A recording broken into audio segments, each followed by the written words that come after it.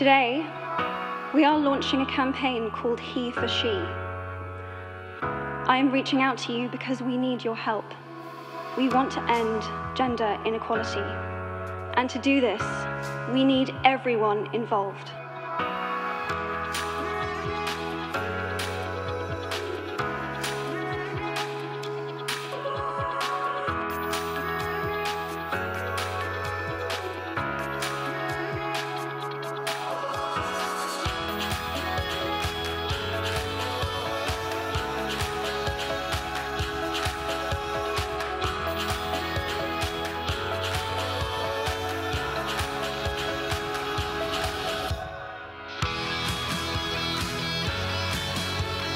What is IMPACT 10 by 10 by 10?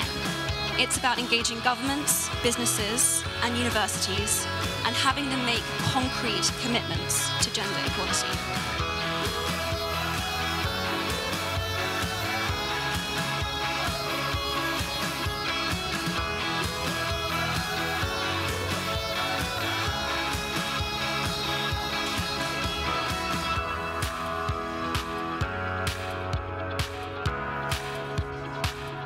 Hello everybody and welcome. Good afternoon Facebook fans. We are live from the Facebook offices in central London on International Women's Day.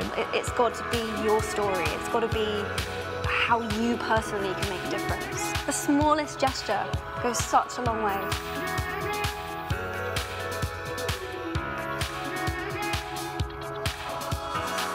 We're putting the movement in your hands, turning to you to help us create a world in which gender is just a spectrum of beauty and not limitation.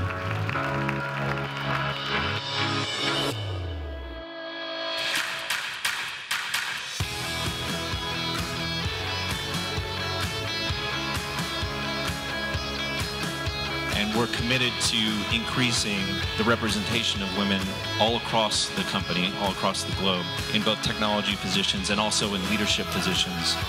Women actually not only contribute in terms of participating in the labor force, they drive entrepreneurship.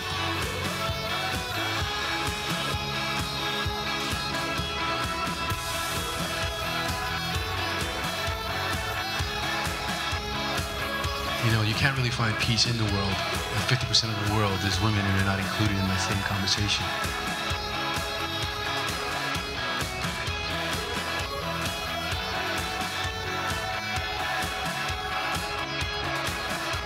It's actually my letter to her. So, HeForShe. Okay, that's me. Yo, it's Lynn, and I have to laugh. How can we not be equal? We're like half. Like women are like half of the people on Earth. And yes, they should have been equal since birth.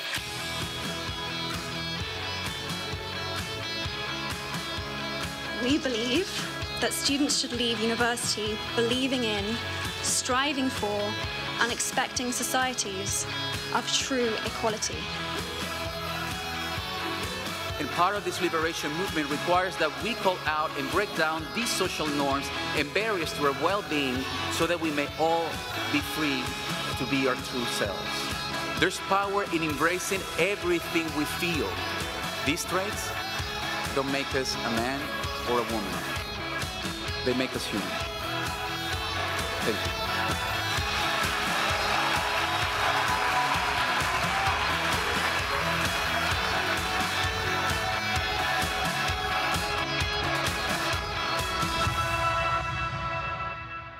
Ladies and gentlemen, your MC for this event, Senior Advisor to Undersecretary General and Executive Director, UN Women and the Global Head for the HeForShe Initiative, Elizabeth Namayaro.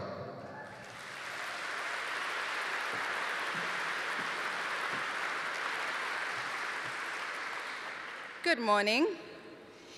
Your Excellencies, Undersecretary General and Executive Director, UN Women, United Nations officials, HeForShe impact and thematic champions, distinguished ladies and gentlemen, welcome to UN Women's HeForShe Impact event. There is something magical about the number 3. Today we celebrate an important group of 3, the HeForShe Impact champions, who represent 3 sectors coming together to form one cohesive force working towards gender equality. As we learn from their experiences, we also mark another important milestone. Today, HeForShe turns 3. It is now my distinct honor to introduce our host and keynote speaker, a woman who has taught us so much about the importance of leadership. She often says, a leader does not lead from the front. A leader removes obstacles so others can lead. Please welcome to the stage Under-Secretary General and Executive Director, UN Women, Phumzile Mlambo-Ngcuka.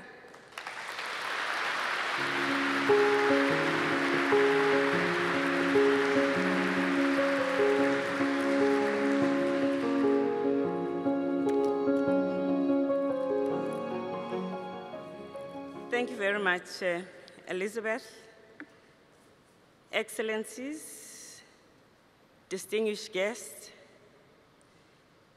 HeForShe, actors, activists, advocates, are you in the house?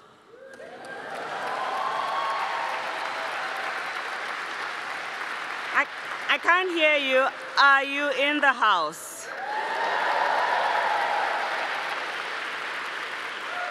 That's what I'm talking about. It is wonderful to have you here.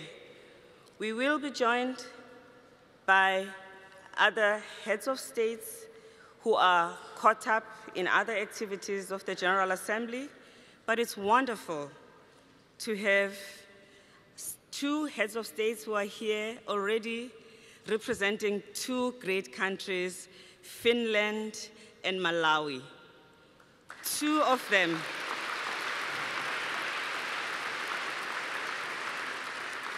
Two countries facing different challenges, but committed together to make a difference in their own way. Today, you will also hear from other impact champions who are here today. They are the presidents of universities. In their hands is truly the remaking of the next generation. Because in young people, the world always has a chance to begin again. Welcome, presidents of wonderful 10 universities.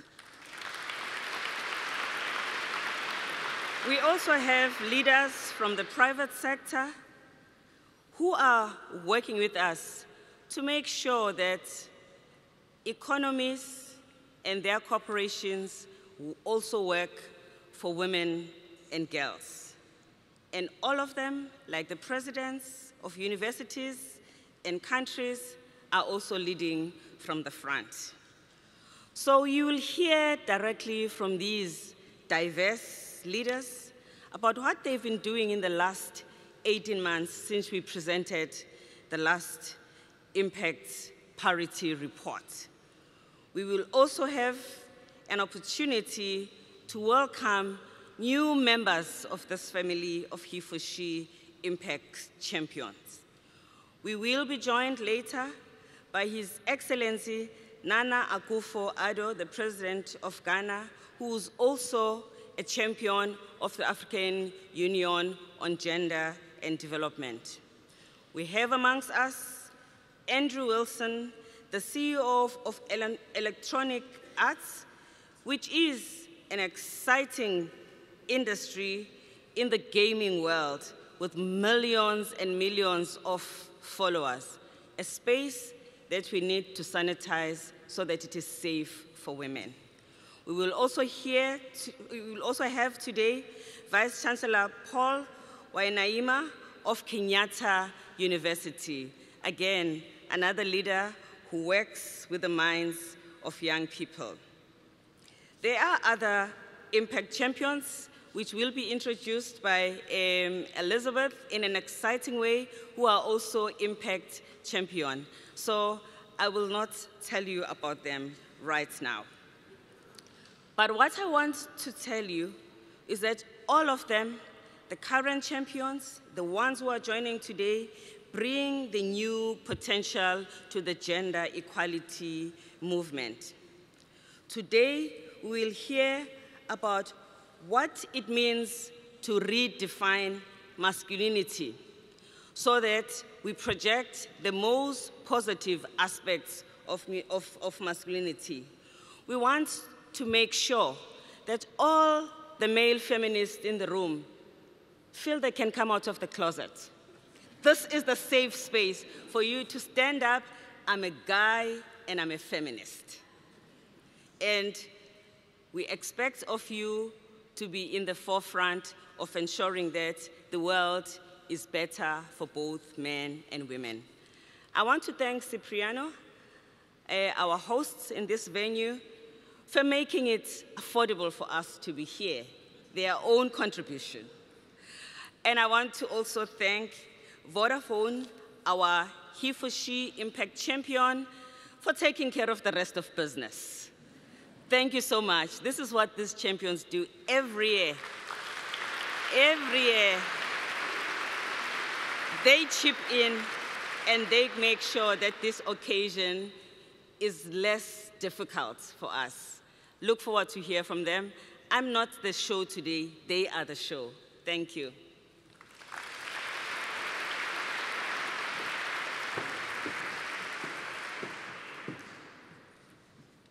Thank you, Executive Director, for your remarks. They say a journey of 1,000 miles begins with one single step. For HeForShe Impact champions, that journey began with a bold commitment to make gender equality a reality in our lifetime. Today, our Impact champions have come together to share their significant progress. But no journey is without hurdles. And this morning, we go behind the scenes to reveal the solutions and the challenges along the way. Our first story highlights Malawi's groundbreaking commitment to end child marriage. It is now my honor to welcome to the stage His Excellency Arthur Peter Mutharika, the President of Malawi, to share a powerful impact story. But first, we take a look at the film from Malawi.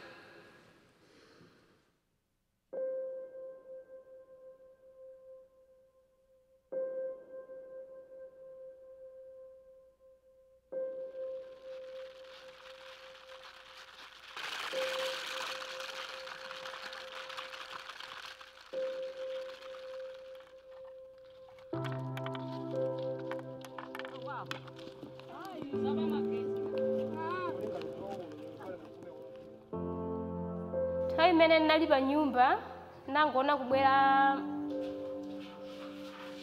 nthawi imene mmapita sukulu nde mamunayo kunabwera makolo ake ndi mamuna uja kuti tikwatirane nde ine ndinakanitsitsa za banjazo koma anandikakamiza. Nde nditabwera sukulu nangona meya anga kundiuza kuti ndikupezera mamuna kuti urani ubwerere naye ufuna usafune. Ineyo mtamva uthenga umenewo sinalosangalalayi. Chifukwa ndiuza kuti ukapanda pita banja pakoma pano surani sukhala ndenaone kuti pandeka singakwanitse kurani kukhalapo. Nde nangozivomerezabe kupita kuti ndinalibe ifo yokuti munthu ameneyo ankandiuza kuti ndibwerere ndinali zinthu zoti ine sindinkarani sindinkafunayo. Ineyo ndidaberekana 12. Nditaberekana 12 ndidaona kuti zinthu zimandivuta kwambiri. Nde mmodzi mwa iyeyu ndidankakamiza kuti akwatiwe ifukwa chompha umene ndinali nawo pakhomopa. Nde iyeyo adakwatira ali ndi zaka 13. Nali sinakumana naye koma kunali kuyamba umene kundiuzone kuti ndinangovomereza kuti ndikwaniritse zimene ankalanizo ankafunazo koma sikuti ndinkasangalatsidwa kapena kufuna kuti nditokhala nawo mpakana kuti upite ndithu kubanja chifukwa mafuta pakhompano silikwanitsa. Nde ine mokakamizidwa ndinakatani ndinakalowa kubanja ndili ndi zaka 14 years. Panalibe chabwino chimene ndimachiona kusisi. Ine chimene ndimasowa ya moyo wanga sanakwatire ndimasowa zovala. Nde nditakwatira napeza kuti chokudya chijabe chikutanibe chikusowabe. Mubanja mwakemo amango mumenya kumugoneka panja. ndikava kupwereka kwambiri foya zimene amandiyira mamunayo monga ino chichepere chakudya upange maganyu kupeza chakudya sopo avute ndaona kuti banja apa khomo panga ndidaona utaka kwatira iyeyu zinthu zindiyendera ineyo ndidadzazindikira kuti ndamulakwira mwana wanga.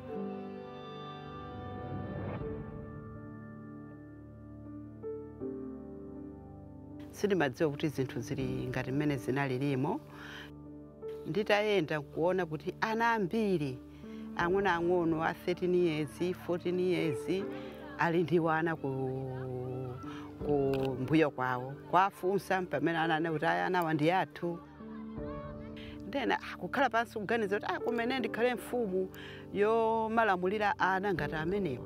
Ndiye tiyeni tigwire ntchito kuthandiza wanawo kuti apite ku sukulu komanso pasakhala maukwati a wana achichepere. Tonsefe tikugwira ntchito pamodzi kutengera ntchito isinagwirika ndi munthu umodzi yagwirika ndi anthu onse ajanena naja mafumu azipembedzo komanso ngakhale akagi maulindo a mother group community itaona kuti pa school pafunika committee ya jene ya mother group anabwera ndi magazano kuti asankhe ma mother group kuti tizikhala kuti tuthandizana nawo poyenda m'midzimu. Mayi wachinsinsi amakhala ngati pamadzi apo anthu akamajika ndi pamakambidwa nkhani pamene paja mwana wakuti akwatira mwana wa uja zatani ayi mwanayo wang'ono chabwino nkuzungulira paseli nkukamubereka wina foni nkuayimbira agogo kunoko ine ndinali mmalo akuti ndiye pamenepo tikamva kuti mwana wakwatira ali wachichepere nkutengana nawo nkutipatsa chilolezi nkupita pakhomo pawo nkukakamba nawo makolo ake waunikira ubwino wa sukulu. Tsopano afumu atamva zimenezi anabwera kuti adzathetsa ukwati wathu.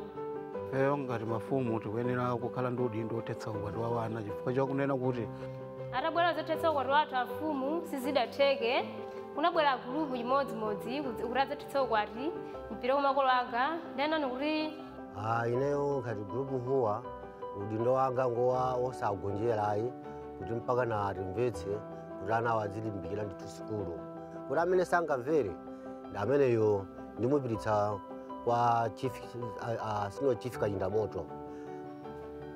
Posakhalitsa unatukira ati ndakabwera kwa ino dzandiuza ndimatengana ndi makomiti anga onse aja a child protection, community policing, mafumuwo komanso magrupu kuti mapita kumene kuja. Sitimaloleza ukwati wana achichepere ndiye tifuna kuthetsa ukwati tsiku lero lino iwe ubwerera sukulu. Ndiye pakali pano wina afuna asafune maukwati umene watani watha.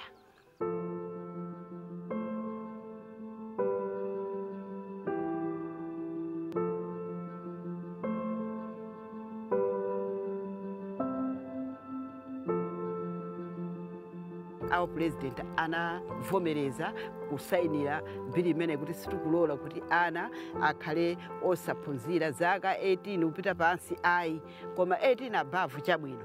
Atabwera malamulo ngati amene watu ona ngati zinthu zikusintha fa ambiri azindikana kuti ukwati adakala ana ang'ono sisabwino kumapitiza sukulu.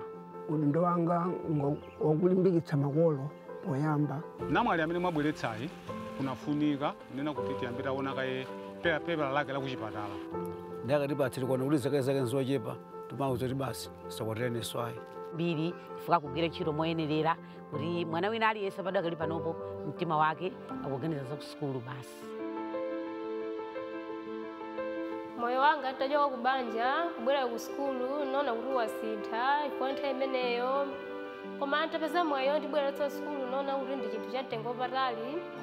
Ndalowa moyo oyinyamala ori ndithu madzisamalira bwinobwino komanso azizanga ndimati ndikakhala nawo ndimatha kuwapatsa uphungu owauza ndi mmeneyo ndakumana nazo ndicholinga choti waja asadzipangenso ngati zimene ndinapanga inezi akhale ndi moyo wopitanso kuti ku sukulu. Ndipo panopa ndimafuna ineyo mtsogolo muno ndadzamaliza sukulu ndidzapangeza unesini. Ndiponso mafuna kuti nkaphunzira mtsogolomu ndidzakhale mwina ndzakhala ntola nkhani wa maiko akunja. Ntchito imene ndimene ndimayilakalaka moyo wanga. zinthu zosadodometsa zosangalatsa ndithu m'mudzimu kuliwa tsogolo athu la ana athu tsogolo la Malawi athu ndi limeneli. mpaka ndipite ndithu niwomboleko ano ngati ngakhale vanawo amandinena nawo nuwake kuti si wanu ayi pamakhala zinthu zopsinda ngati mayunifomu chiyani. zimenezo zimene soifeza tipatsa mangolomera kwambiri ndetu upempha kuti mapurezidenti onse dziko lapansi lino tipange ndithu zinthu zofanana cholinga kuti dziko lapansi likhale lotsogola. fa mulungu polilenga dziko limene adalenga kuti anthu fe tikhale osangalala womasuku kusangalalapo ndi maphunziro munthu akaphunzira.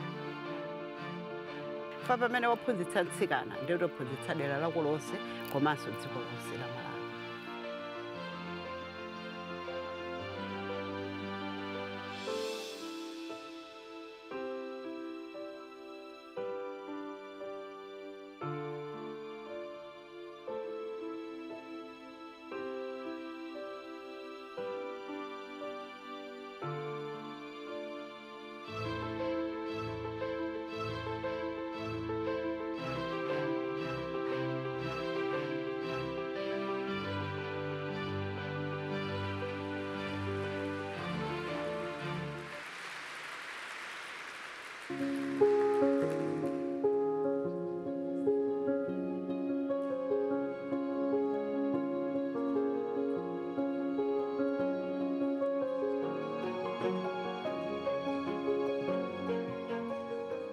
Welcome, Your Excellency, to the stage.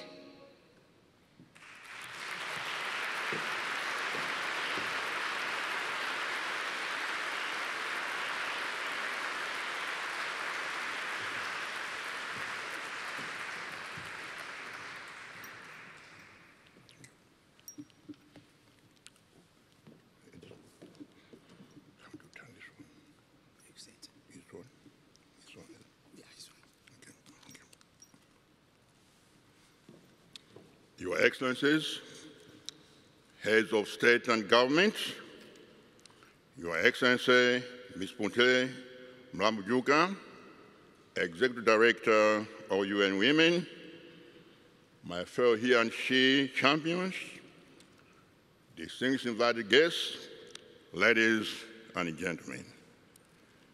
It is a great pleasure for the people of Malawi and myself to join fellow heads of state and government and other high-ranking officials at this launch of the HeForShe Impact Parity report. The report gives a clear testimony that leaders at all levels have the power and ability to end violence against women. The occasion demonstrates that political will at the highest level of leadership is key in the promotion of gender equality, women empowerment, and ending gender-based violence in all countries, societies, and communities around the world. Since I became a global champion and pledged to end child marriage in 2015, I've witnessed increased enactment of various laws towards eradication of this violation. My leadership's commitment has been well received and approved by members of parliament, traditional leaders, peers, captains, academia, and civil society. Your Excellencies, at the time I became one of the HeForShe champions in 2014, the prevalence of child marriage in Malawi was 1 in every 2 girls, representing 50%. According to the 2016 Malawi Demographic and Health Society report, child marriages have declined by 5% as of 2016.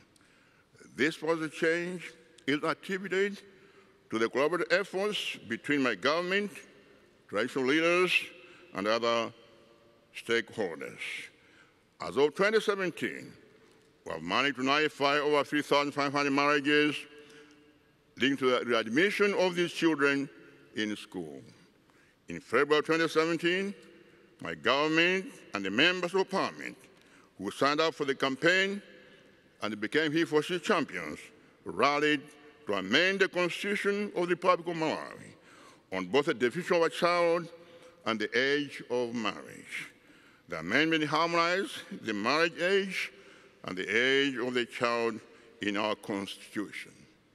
In addition, the 2015 Marriage, Divorce, and Family Relations Act was amended to raise the marriage age to 18 years. This was a huge milestone, as it galvanized the momentum from all stakeholders and immediately defined as defilement all forms of sexual activities and marriage with girls below the age of 18. The law has also mandated empowerment leaders to monitor and stop occurrences of child marriages by making them registers of marriages at the local level. This is a clear commitment that my government is respecting. I shall continue to respect the sanctity of childhood and the solid basis of legal codification. Your Excellencies, my office has also been working with traditional leaders, the police and the judiciary in the development and enforcement of community bylaws which are aligned to national and international frameworks, the creation of local funds to support girls' education, empowerment, and community-level awareness initiatives. Malawi is further vigorously implementing the Gender-Based Violence National Action Plan and provisions of the Gender Equality Act. My government has also engaged the mass media campaign against child marriages, locally known as Leken, meaning stop. And in close collaboration with the Girls Not Brides Network, Malawi chapter, More Than Brides Coalition, and Girls Education Network. As a global HeForShe champion, I recognize the mounting evidence showing that addressing the root causes of child marriages requires that we tackle rural poverty, harmful cultural practices, ignorance, school dropouts, gender-based violence, and inadequate funding of these initiatives. I'm proud to report that Malawi is one of the countries that has been awarded the 2017 African Gender School Grant for extraordinary performance under the pillars of the African Union Annex Demographic Development for the youth, namely employment and entrepreneurship, as well as educating and skills development for the youth. My government believes that investment in adolescent girls has a direct link to ending child marriages, controlling population growth, and harnessing the democratic dividend. It is on this premise, that my government shall remain focused on youth empowerment as a pathway to accelerated attainment of Agenda 2030. Your Excellencies, despite the final challenges to scale up the campaign and support girls who are readmitted into schools, I renew my commitment to end child marriages in all its forms. Therefore, I would like to appeal for support in our initiatives towards ending child marriages and promoting education of girls and boys at all levels. I also appeal to support towards the economic empowerment of women, girls, and the adolescent boys and girls. Your Excellencies will agree with me that failure to have strong economic empowerment programs for these groups will only enhance the vicious cycle of poverty and child marriages. Our national initiatives have been shown in a video which you just saw, and I believe you appreciate what we are trying to do in Malawi. Your Excellencies, fellow champions, business leaders, colleagues from academia, from made agenda equality and institutional priority, institutional distinguished ladies and gentlemen, I thank you for your attention.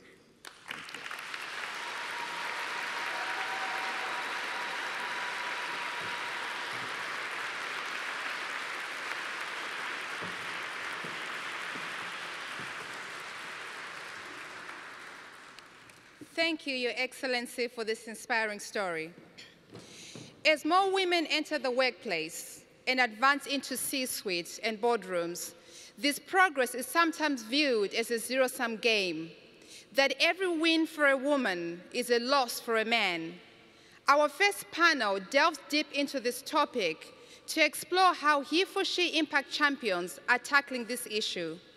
Please join me in welcoming our panelists to the stage, 3 HeForShe impact champions: the CEO of Barclays, Jess Tiley; Vice Chancellor of the University of Waterloo, Feridam Hamdulopa; and the CEO of Accor Hotels, Sebastian Bazar; and our moderator for the panel, Time Magazine's Susanna Stropsdorf.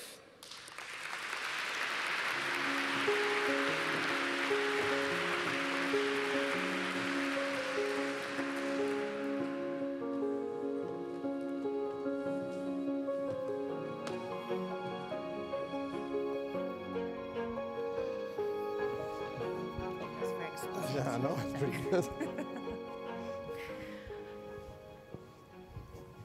Let's hope our mics are on. Are they on? Yes. Well, I'm so pleased to be here because all 3 of you are on the front lines implementing the kinds of change that we need. And I guess this is a bit of a report back because some of these initiatives are fairly new. Let's start with Jez.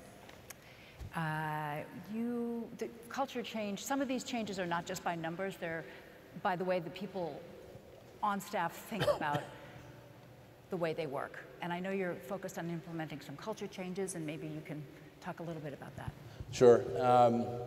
You know, a bank is nothing more than the quality of its intellectual capital, and to get the best intellectual capital, you need to hire and retain the best people. And what we have found is there is nothing more powerful to hire and retain the best talent than to embrace diversity. And that's clearly around the gender issue as well. One of the things we talked a lot about at Barclays the last couple of years is if you make a single working mom comfortable leaving on a Tuesday afternoon to go spend time with her daughter or son and feel absolutely fine about it, the loyalty that will engender back to the bank is something that is terrific. So we've focused a lot on what we've called a dynamic work environment, allowing people to adapt how they engage with the bank given their own personal circumstance. In the branches, I was in a couple of our branches a few weeks ago. 45% of the people that work in a Barclays branch work on flexible hours. And I was with one particular woman who's a single mother of 2 very young kids. And her hours are from 10 in the morning to 2 in the afternoon. And the reason why she wanted that so badly, because she wants to be every morning taking her kids to school, then coming back, getting herself ready to work, and coming into the bank. And then she wants to leave at 2 o'clock so she can get home, get to the school, and pick her both young kids up from school. And so she's a full-time mom. But those 4 hours of working with Barclays is what sustains that family. And that sort of engagement and the loyalty she has to the bank because of that flexibility, that's culturally changing what's going on inside of Barclays. Well, as a single working mom, I applaud, there you go. I applaud your efforts. It is incredibly difficult. And another thing that I think that you have been initiating is bringing male allies in, because you can't just say, oh, we're giving this to one person or another person. Everybody has to get in on the act, and maybe you can talk a little bit about how that works. So because of HeForShe, which is a fabulous program, and congratulations, watching that video was truly inspiring. There are 7,300 men in Barclays now that have joined our women's initiative. And making that network connection so men are engaged in gender equality as much as women is very important. That 7,300 is up 50% in 1 year. And so for me, I've engaged with a number of women. We've done things like at every executive committee of the bank now, at the highest levels, there is an ex officio member. And what we do is every 4 months we rotate another senior women through that function to build a network inside of the bank. And the case in point for us, or for me personally, is I got to know through one of these initiatives a woman named Karen Frank, who's just a single banker inside of Barclays in London. An unbelievable talent, I thought. She had never managed a group of people. And I remember I made the suggestion one day, well, let's stretch it. And we took Karen from just being a banker and asked her to run the entire private bank and wealth management business of Barclays. People thought that we were a little crazy. She's going to do phenomenal. And so getting men involved in the network process, giving stretch assignments. So, if you look at Barclays, the incoming juniors in this bank, it's basically 50-50 men, women. When you get to the most senior levels, the female population drops to about 23%. We have an obligation to engage that 23% and get that number higher. We improved it last year, we'll improve it next year, but allowing women to become part of that network by bringing men into the HeForShe program would be great for the advancement of this bank. That's fantastic. That's really great. And Faridun, I know you also see a drop-off. Lots of women get great science degrees, lots of women move pretty far up, and then in terms of who's actually in STEM positions at higher levels, it sort of changes. And I know you're working on that, and maybe you could tell us a little bit about how that's going. Sure. I think our approach was very clear. Our commitment was very clear. We are breaking down all the barriers that should not have been there in the first place.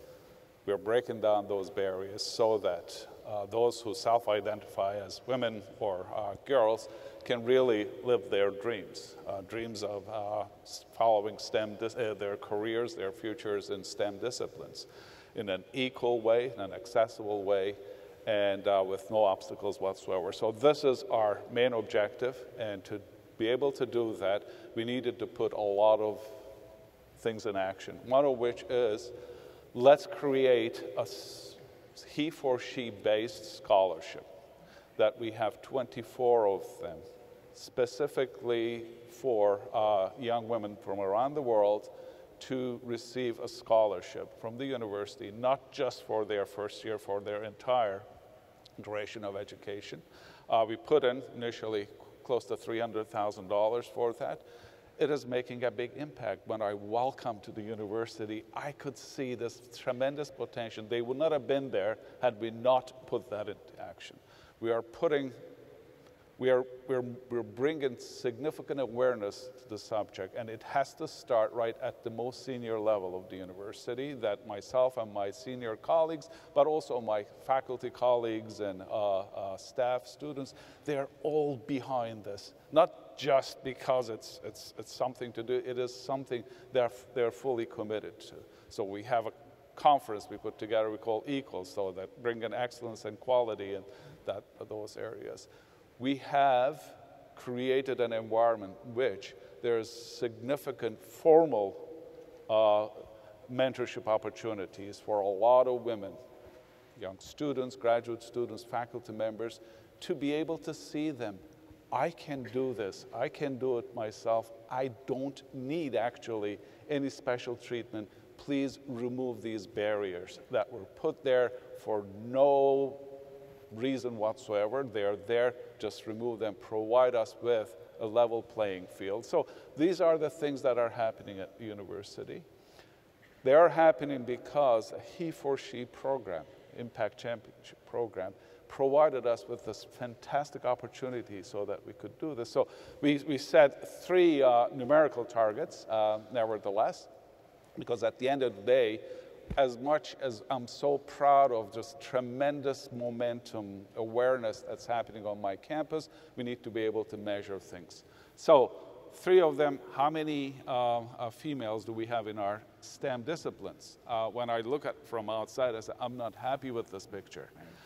So our target was bring it up to 33% by 2020. I'm so pleased to tell you that now in 2017, we are at 35%. We have already exceeded. So whatever reason that glass ceiling was there, it's no longer there. It's been shattered.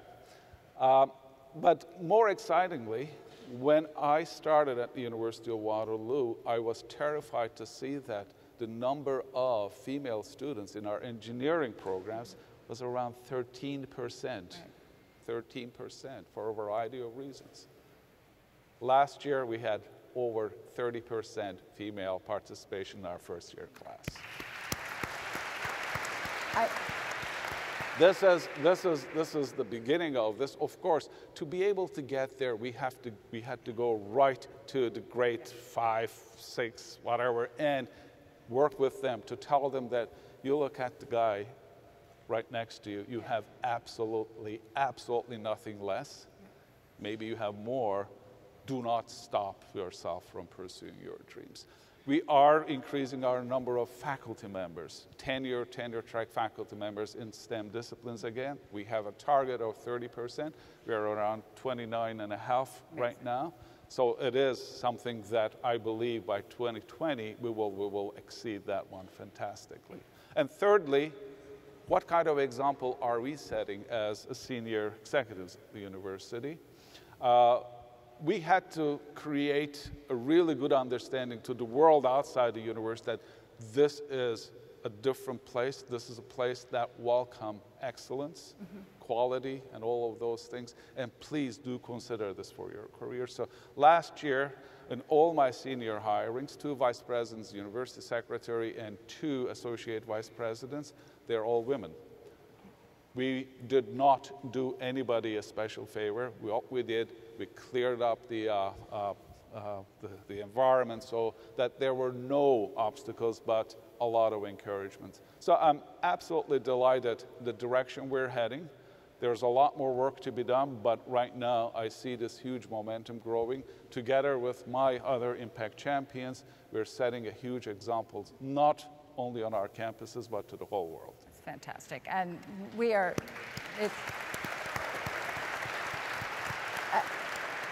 I think we'll hear through the day that it starts with education, the idea of equality, and can travel with you as you move through your career. And, well, Sebastian, you have a whole different perspective. I know that we've been talking a little bit about gender pay equality. Your company is half women, and so it's something important to you, I gather. And tell us how do you tackle that one?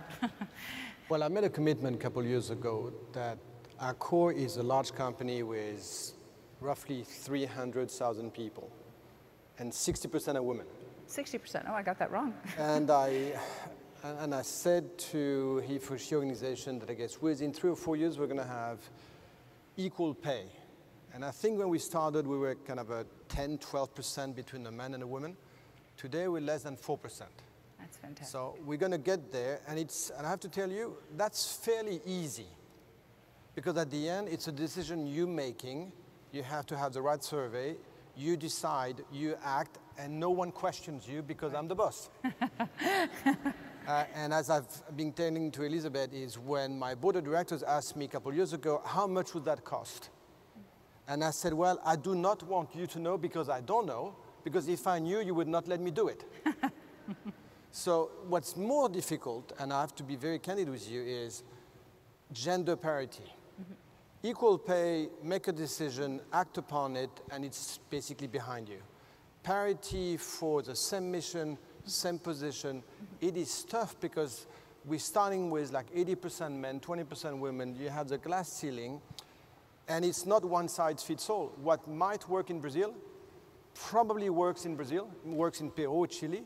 Clearly it does not work in Saudi Arabia, let alone in Africa or in New Zealand.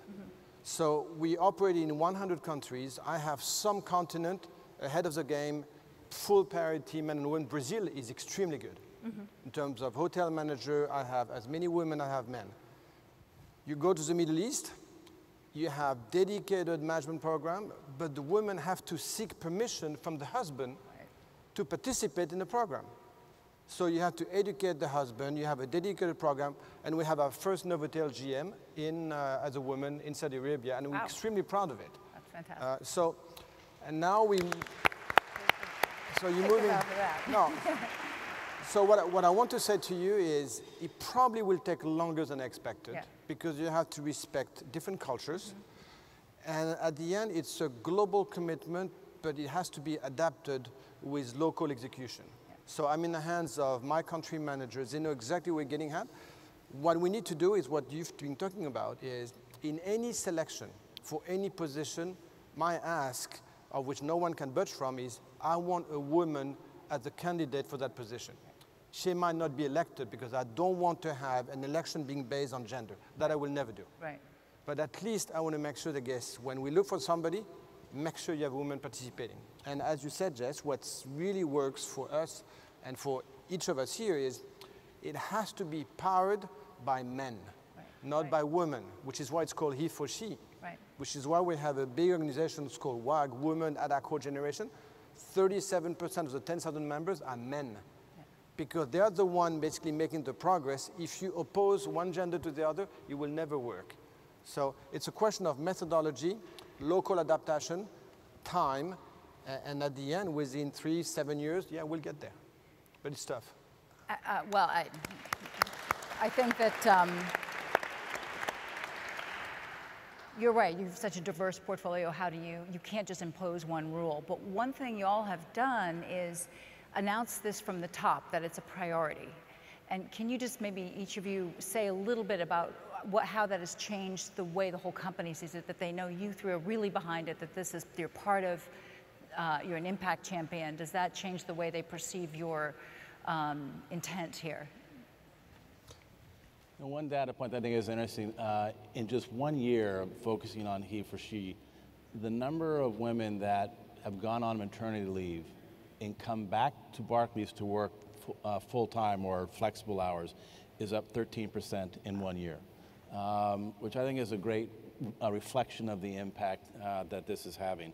And then the final thing I would say, just as a personal note, my daughter just got a PhD in physics, so you guys are doing a great job in the academics. Yeah. I think the way I'm looking at it, the approach is straightforward for us. My university president colleagues will agree with me that we always deal with very tight budgets. So there's always a debate where to invest or where to allocate resources as you do this. And one person complains that, well, if the resources are going there, it's not coming to me. In the case of our HeForShe initiatives, there has been no such argument. It is absolutely fantastic that when we establish a special scholarship, it is not, we're taken from one unit, giving it to another one. We're creating those, and everybody is fully behind us. Last year, we did a study on salary discrepancies, and we found out that there was actually systemic discrimination against women. So we said we don't need another study. We know this. We have fantastic actuaries and statisticians. We know what the gap is.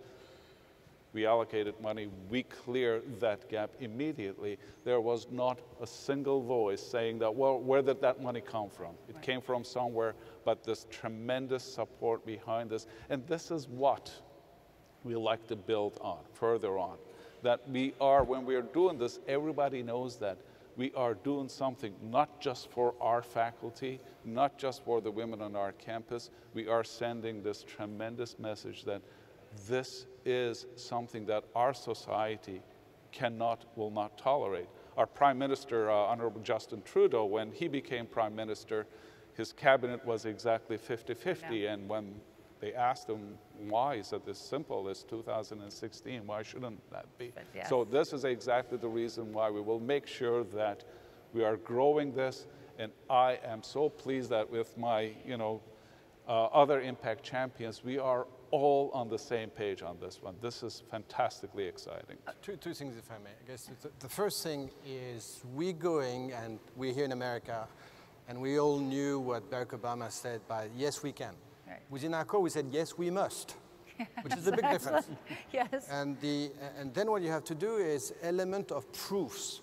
What we have done a couple of years ago, and people noticed it, we have started putting together an executive shadow, basically, committee. You know, we have like 14 members in the executive committee of Accor, of which 3 women, 11 men, which is appallingly bad, but when I started, it was 1 woman. So at least I tripled it. But now we have an executive shadow made of millennials, underneath 35 years old. Right. They have access to 100% of my confidential information, and no decision is made by my executive committee with first asking to the millennial shadow, We have 7 women, 7 men underneath 35 years old. So and now I have like 45 shadow comics all over the organization. So start with basically giving proofs that parity starts with the millennials and then you grow up. And I think the millennial generation will expect no less. And for those of you who are recruiting, whether you're recruiting PhD candidates or bankers or executives for a hotel, you need to make them welcome because we need them. And the fact that you have changed this dialogue from there's one pie, and if I give women a bigger piece, somebody else is going to lose out, to everybody wins. You seem to have done that, and I just want to applaud you, all 3 of you, for making that change. I think that's it. May I offer one just very, very quick anecdote? This year, when I was welcoming our new students, this young woman with her family, she said, international student, a recipient of the scholarship, said, she is in physics and astronomy, and she said, thank you very much for giving me this opportunity. I want to be the first woman going to the Mars. All right. She'll take your HeForShe plant. Okay.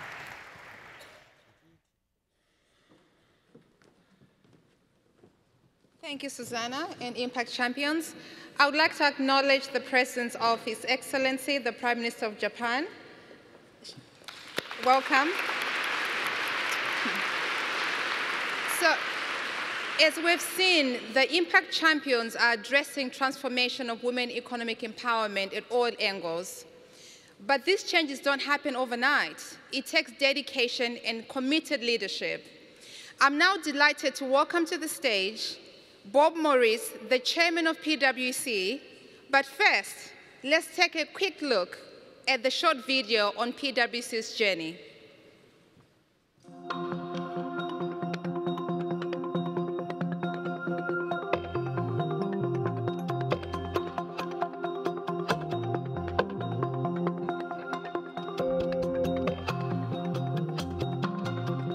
The number of men and women entering the workforce is almost equal. But if you look at the people in the senior leadership, you almost always find that it's male-dominated. Although we had been focused on this, we weren't making enough progress quickly enough. So HeForShe was a great catalyst for change. It helped us bring more emphasis, more focus, more action. First, we've agreed that any leadership appointment at global level must include potential candidates who are female. In addition to that is also building the pipeline. And we see the results of that now. We see women that have been in the pipeline have been promoted, now at very senior positions in the organization.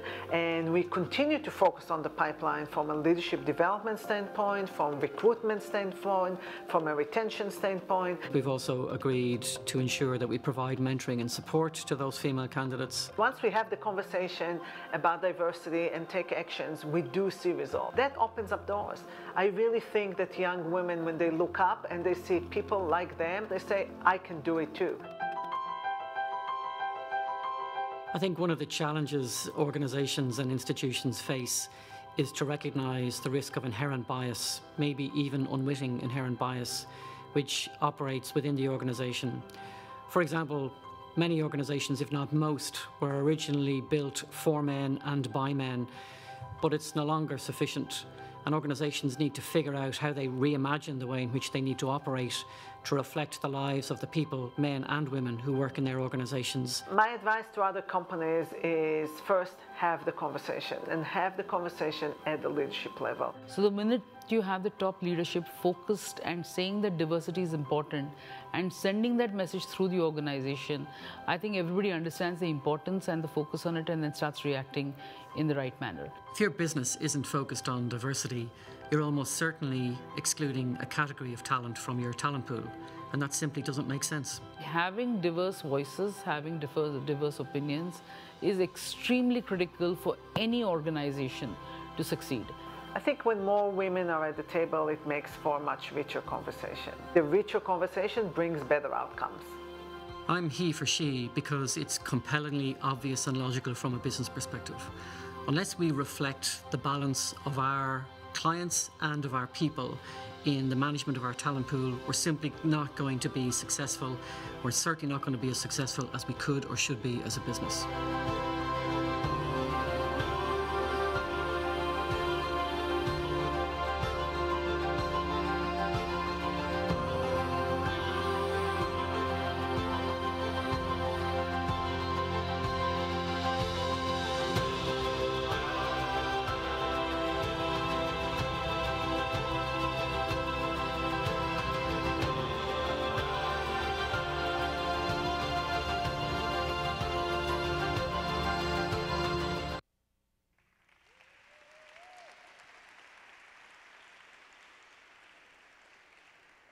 Good morning. Every time we come to an event like this, I think all of us are humbled. And I know myself standing in front of you today are humbled by the stories we've already heard, specifically around what the president did in Malawi around child marriage. I'm humbled because I stand here today as a corporate representative, and there's many stories that you just heard from the panel of the many wonderful examples where people and organizations are taking not necessarily just awareness programs, but turning actions into results. And I'm humbled because I stand here today representing PwC or PricewaterhouseCoopers as a representative or a vessel to communicate, but the efforts of change that you evidenced in the video are the work of many before me. And I am just the voice to describe what we've done. And humbly, we have much more to do. As we thought about our commitments to the HeForShe initiative, we made 3 of them. We talked about them last year when we were here together, and we've delivered against those. But more importantly, those commitments enabled the success in the diversification of our leadership team and the gender parity that resulted. That can then lead and role model the examples we expect not only of ourselves in our hierarchy, but how can we help others outside of PwC learn from the lessons of where we've done wrong and course corrected, as well as the best practices that can be leveraged to accelerate the change. In our case, there were 3 lessons learned. First, data is important. Data is a huge asset that can be leveraged. And the data told us 2 things. It demonstrated where, in fact, we needed to have programs in place to overcome biases or preferences or overcome the shortfalls that were there. And that was said on the panel, a one-size-fits-all mentality will not work. So what we do in recruitment in Brazil is different than perhaps what we have to do in China. What we do for promotion and pay parity in the UK is different than what we have to do in Africa. But the data pointed to 2 things: the actions we can take, and equally as important, where we needed to help leadership change their behavior. Because the data pointed to where leadership is not doing what is expected of the sponsorship that they should be providing to their teams and the organizational units. The second lesson learned was around succession planning, talent management. And if it was not robust enough to bring together gender into the equation more so than it is today, as was said on the video by Column, we're leaving behind half of the world. In our case, half of PwC. So a systematic, programmatic change to our talent management and succession planning was key to figure out where the talent, great talent, which was truly capable of delivering and being in leadership positions existed, and how do we overcome the biases or preferences that might exist in the system that is causing for people to miss the opportunity. The third piece was around sponsorship.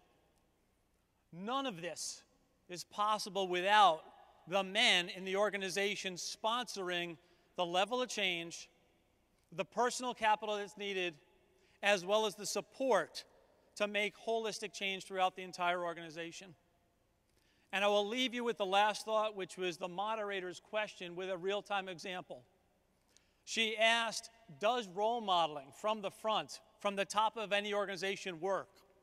And I would argue the answer is yes, with a simple example just from last week.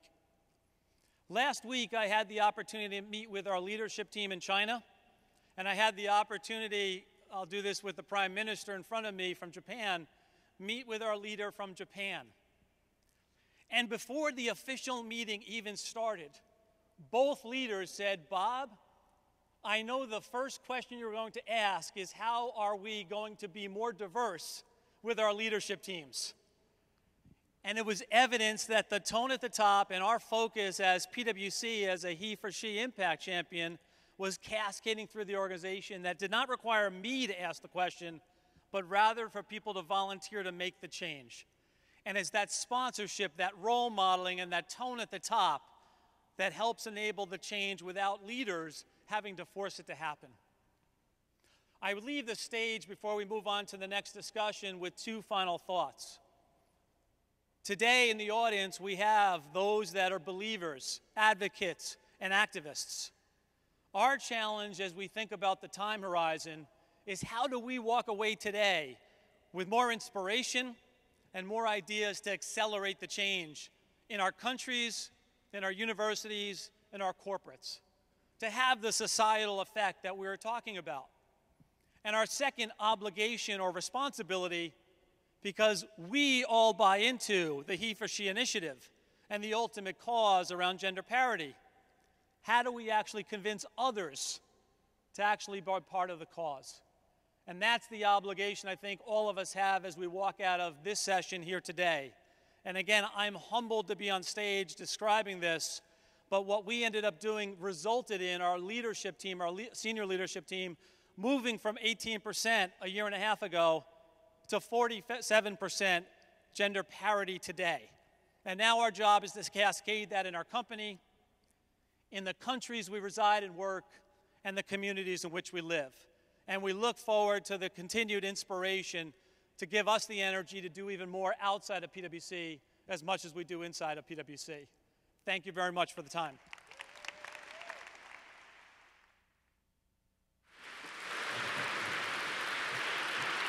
Thank you very much, Bob.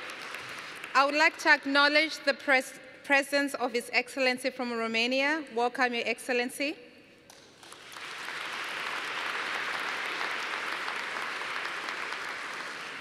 There is a devastating statistics that say 1 in 3 women and girls will experience violence in their lifetime. That translates to 1 billion women and girls walking around wounded.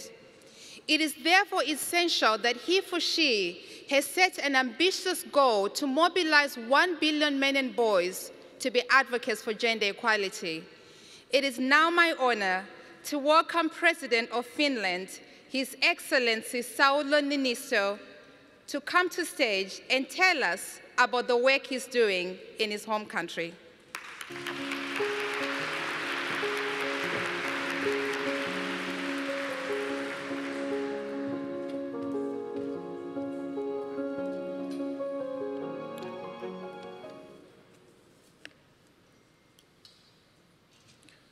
Madam Phumzile, Excellencies, distinguished IMPACT champions, ladies and gentlemen. Are you still here? We are still here. Today we celebrate the achievements of HeForShe initiative. Let me begin by congratulating you and women for launching the Parity report. It highlights the success that HeForShe movement has already achieved. I joined the initiative when it was launched in spring 2015.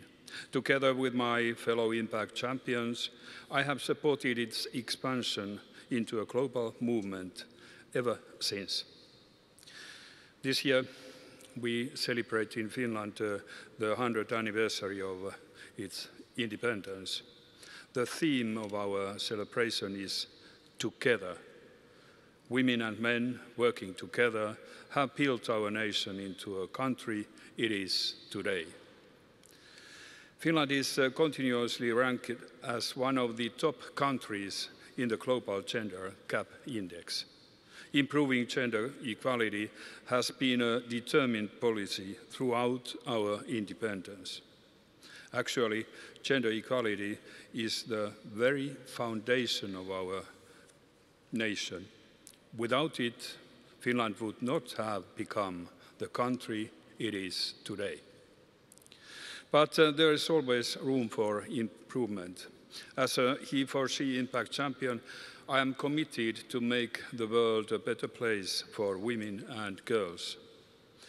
I have made 3 specific commitments which relate to ending violence against women, advancing women's economic leadership, and the realization of the Women, Peace and Security agenda.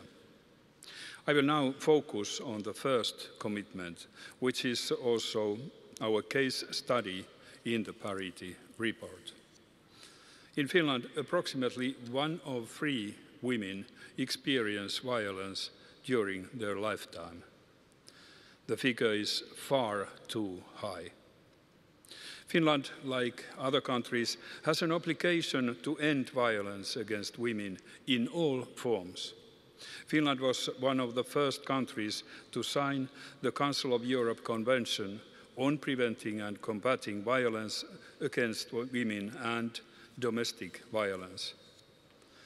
In particular, we aim to reduce violence against women and girls perpetrated by young men.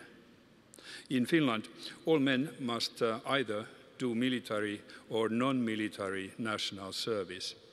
We see the time spent in military training as an opportunity to influence young men before behavioral patterns and attitudes have become routine. All our conscripts now undergo training on anger management and prevention of intimate partner violence. The training offers tools on how to address, prevent, and control aggressive actions. Annually, this training reaches around 21,000 young men. That is more than 80% of their total amount. I'm convinced that by changing the attitudes of the young men, we will come closer to our goal of ending violence against women. Ladies and gentlemen, I wish to express my appreciation to UN Women for its invaluable work in strengthening the rights of women and girls. I'm honored to be part of the HeForShe movement and to have contributed to the Parity report. It contains best practices that need to be spread widely and replicated around the world. I also wish the report inspires every boy and man to join the movement in advancing gender equality for the benefit for us all. Thank you.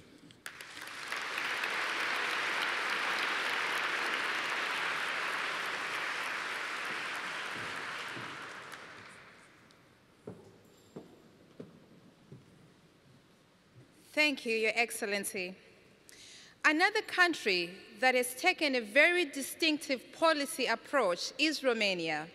To tell us more, it is my honor to welcome the President of Romania, His Excellency Klaus Werner Iohannis. Thank you, Excellency.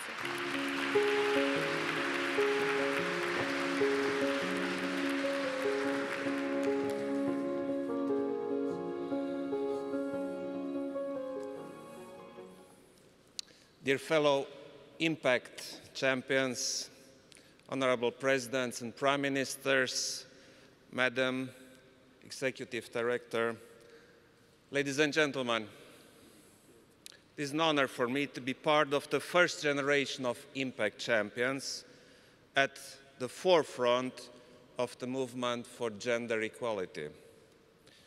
2 years ago, I joined this initiative with the deepest conviction that equality between men and women represents a pillar for fair, forward-looking, and cohesive societies.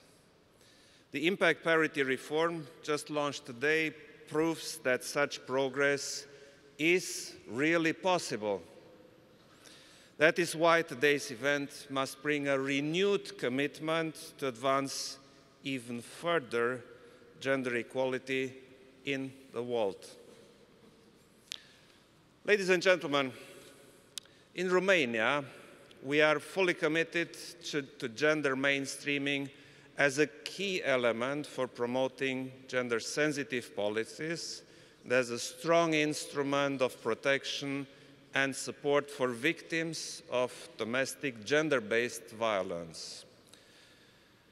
Significant progress has been made since 2015 when I accepted the role of HeForShe IMPACT champion. So allow me to speak about the concrete initiative which I believe had a positive impact and effects for the years to come. I'm talking about one of Romania's impact commitments, the creation of a new profession, the gender equality expert. The main idea behind this initiative was to train specialists in the field of gender equality in order to support measures for preventing and combating domestic violence and serve as equality ambassadors within our society.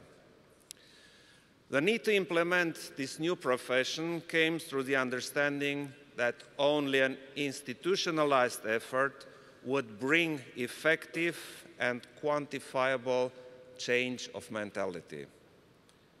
We realized we needed to turn this initiative into a whole-of-government approach.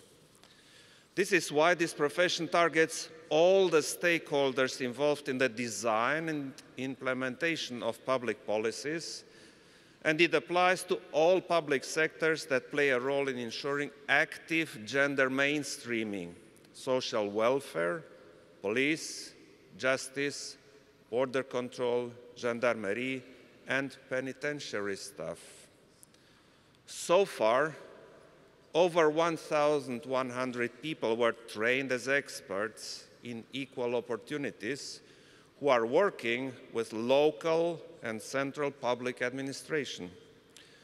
By 2020, 70% of Romania's national and local public institutions will have experts and technicians in gender equality. To ensure the continuity of this initiative, we are currently working on a new national strategy on promoting gender equality and preventing and combating domestic violence for the years 2018-2021 and its operational action plan. Following the countrywide positive impact of this new profession, the national strategy will also focus on the formation of a national network of experts in this field. Romania remains committed to sharing the lessons learned from this program. Before concluding, I would like to mention that in November this year, I will give my high patronage as President of Romania and HeForShe Impact Champion to a conference on entrepreneurship and women's economic empowerment organized in Bucharest together with the International Organization of La Francophonie. This conference will be an opportunity for 400 Francophone businesswomen from 80 countries from all over the world to engage in a discussion and share experiences and good practices. As a result of this event, a platform network will be created to allow participants to carry on the debates beyond their meeting in Bucharest. Ladies and gentlemen, we have come very far, but there is still a great deal of work ahead of us. I urge you all to take on this challenge because there is no sector of activity where gender mainstreaming is not necessary. So let's change things together. Thank you.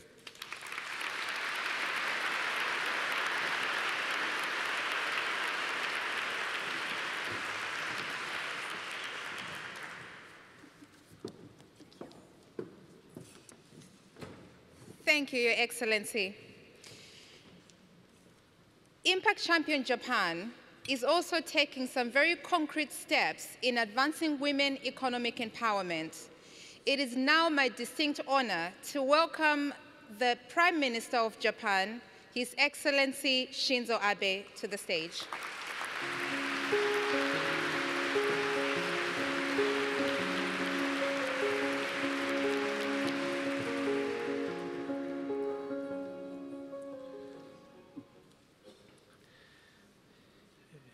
ニーニス大統領、そしてヨハネス大統領、Mlambo-Ngcuka 事務局長、ご列席の皆様。President Niinistö, Executive Director Mlambo-Ngcuka, fellow Impact champions, ladies and gentlemen. この度、IMPACT10x10x10 の報告書をまとめられたMlambo-Ngcuka UN Women 事務局長の多大な尽力に大きな賛辞を送ります。I'd like to first of all offer my words of praise to Madame Mlambo-Ngcuka, Executive Director of UN Women, for her monumental dedication in completing the report on Impact 10x10x10. 世界の男女平等の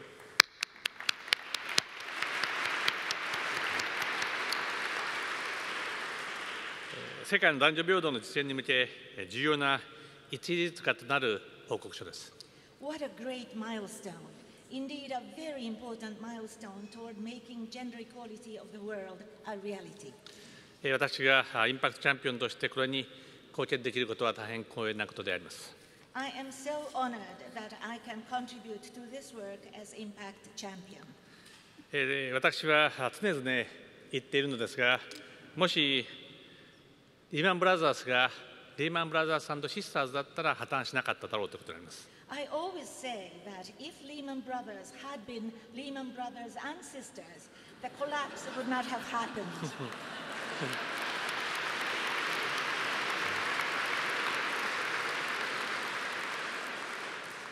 これは日本にも当てはまります。女性の輝く社会、エンパワーメントの実現なくして日本経済の再生はない。This applies to Japan as well. Without women's empowerment, there is no economic revival of our country.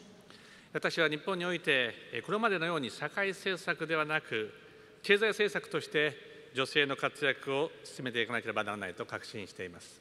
I am convinced that women's empowerment in Japan has to be advanced not as a social policy, as it was the case hitherto, but as an economic policy. そして今、目に見える変化が現れています。And now there are visible changes occurring. 私が政権に復帰してこの4年間、働く女性は150万人増え、出産後も仕事を続ける女性が初めて5割を超えています。Since I took back the helm of the government, in the last 4 years, the number of working women increased by 1.5 million, and for the first time, more than 50% of the working women in Japan decided to continue working after their childbirth. Thank you. それでも日本はまだ道半ばです。国連総会でもたくさんの首脳会談を行いましたが、相手の代表団には女性が何人も座っていますが、ほとんどいつも日本側は男性しかいません。But our work is only half done. On the margin of the United Nations General Assembly, I have many summit talks with other leaders. While I find several women seated in the delegation of the other side, yet on our side, mostly always, what I see is the all-male delegation. 本当に恥ずかしいと思います。Oh, it's really embarrassing. 女性活躍に向けた取り組みをスピードアップしていかなければならない、そう痛感する瞬間です。何としても女性が輝く社会を実現するつもりであります。We must speed up our work toward women's empowerment. It is a moment like this that I'm painfully aware of the need to do so. Resorting to all possible means, I intend to make Japan where all women shine. そのための日本初の取り組みが国際女性会議 WOW です。年に1回 WOW で世界中の女性のリーダーに日本に集まっていただく。To that end, we started our initiative called WOW, World Assembly for Women, an event where the women leaders of the world get together once every year. 日本はその人たちから学びたい。それを通じて女性を制約する考え方やルールを根本から変えたい。社会を変える革命を起こしたい。Japan wants to learn from them. Through this learning, we want to initiate a revolution that will radically change the way we think and relevant rules that constrain women. それによって日本が変わり、またそれを通じて世界が変わっていくなら、僕らの喜びであります。Nothing will give me greater joy if Japan changes by doing this, and the whole world changes through these works. 4回目となる今年は WOW in Changing World をテーマに11月に東京で開催します。This year, which is the 4th year since we began, the conference will be held in Tokyo in November with the theme of WOW in Changing World. 技術が進展し、そして仕事や社会の在り方が変わる中、理系に進む女性を増やすようにはどうすればいいか、また社会通念に根を張る女性のステレオタイプといかに戦うか。While technology advances, the work style and societies change. How could we increase women who would go to STEM area for study? How can we fight against women's stereotyping, which have taken deep root in the social norms? 同時に途上国をはじめ、女性の起業を促すための方策を議論し、行動を起こしていきたいと思います。Likewise, we wish to discuss measures to urge women to start up businesses in the developing world and cause action. HeForShe の支持者の皆さん、ぜひ WOW のネットワークにつながっていただきたいと思います。Ladies and gentlemen who are the supporters of HeForShe, please connect to the network of our WOW. 11月にぜひ皆さんと東京でお会いしましょう。Come November, see you all in Tokyo. Thank you very much.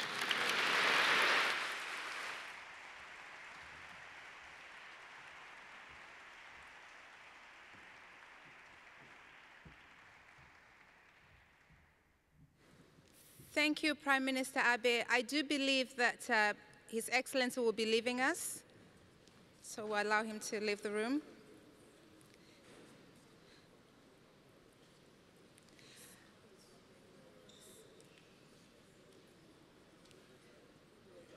So during this commercial break, people have been asking about the wonderful ties worn by our HeForShe Impact champions.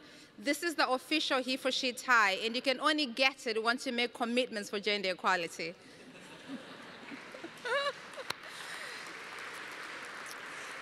We will now proceed with the program.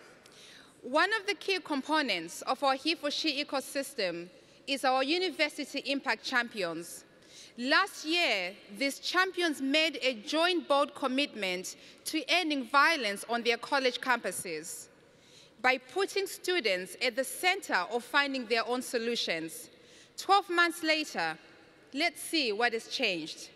I'm now delighted to welcome to the stage our moderator, Vice Chancellor of the University of Leicester, Paul Boyle. He is joined by fellow Impact champions, Frederick Mio, President of Science Po, Marco Zago, President of the University of Sao Paulo, Adam Habib, Principal and Vice Chancellor at Wits University, Seiichi Matsuo, President of Nagoya University, and Samo Stanley, President of Stony Brook University.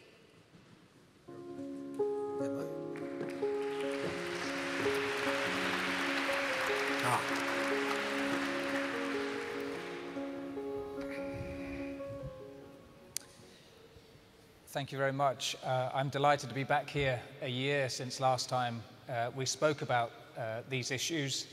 Last time we launched our Parity report, which of course spelled out what universities have been doing, what challenges we set ourselves to try and deliver on. But last year we also announced a new initiative to really try and focus on gender-based violence on our campuses. And this is something I know has been a serious issue across the world, but in rather different ways.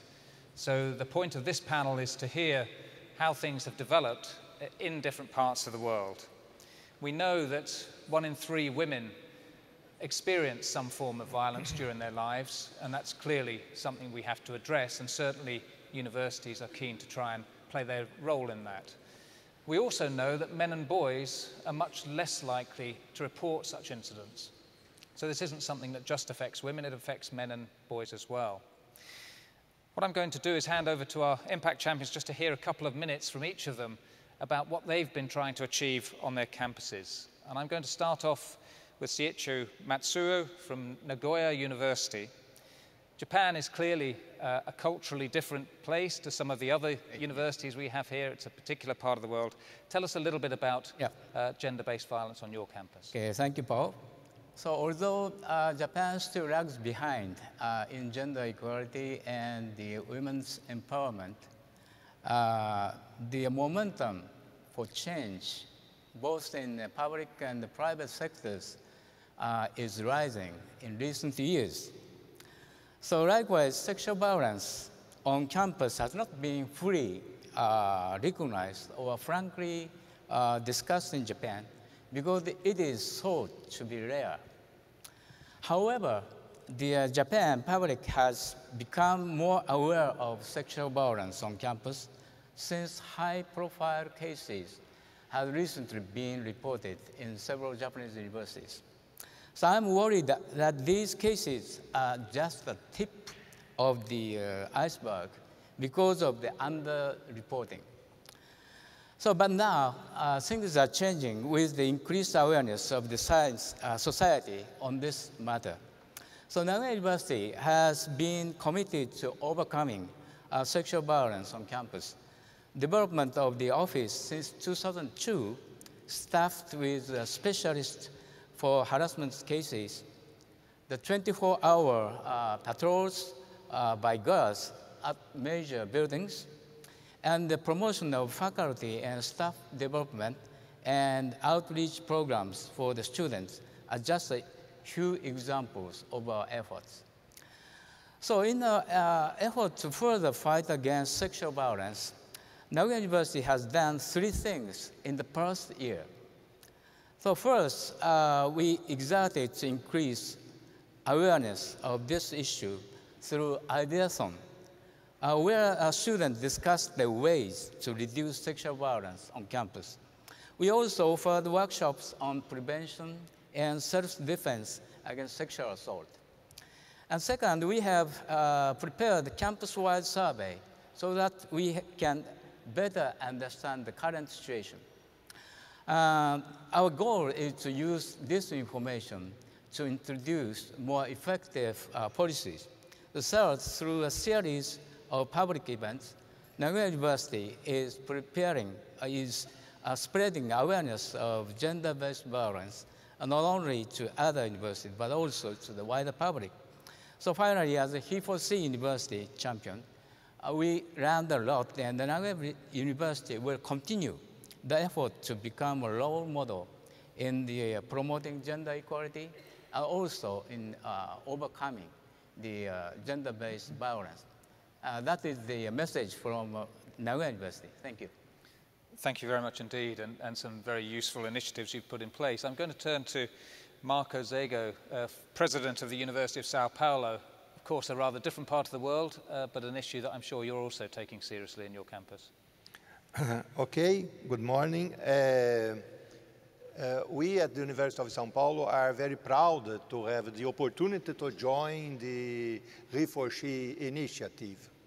We elected 2 targets. One is education of the new generation of students, and the second one is combating violence, campus violence. To do that, because both are long-term targets, they imply in changing behavior of students and teachers and the staff within the campus. So, to carry on these, we organized a network we called University of São Paulo Women. And it's composed of students, staff, and faculty. And they promote actions in all these areas. For instance, in relation to education of the new generations.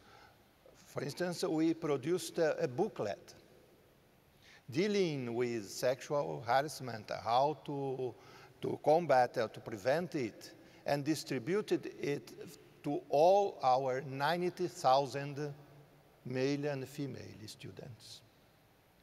Also, recently, a group of students organized and made a very beautiful video, I should say, female students of engineering. And it's very beautiful. I have copies and can distribute it to you all. I recommend you watch it. And these students came together and they organized themselves and paid their expense, and they are here today. So I would ask them to stand up so we can see you, please. Ah, there they are.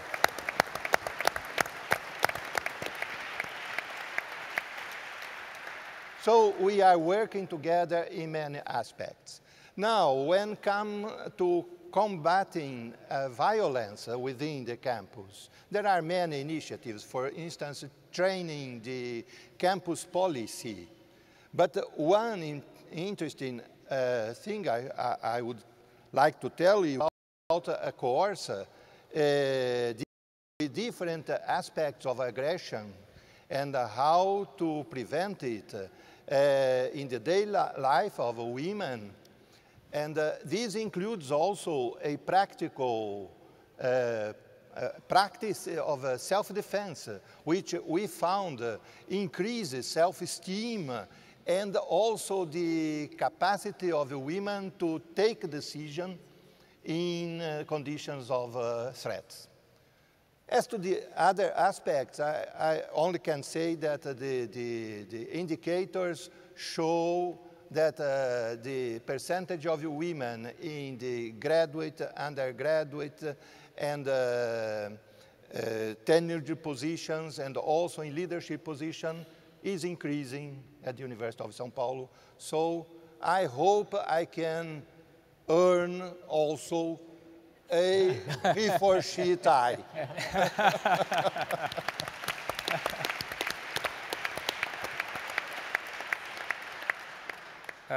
I should say I own a HeForShe tie, but it's far too valuable for me to wear. I wouldn't want to.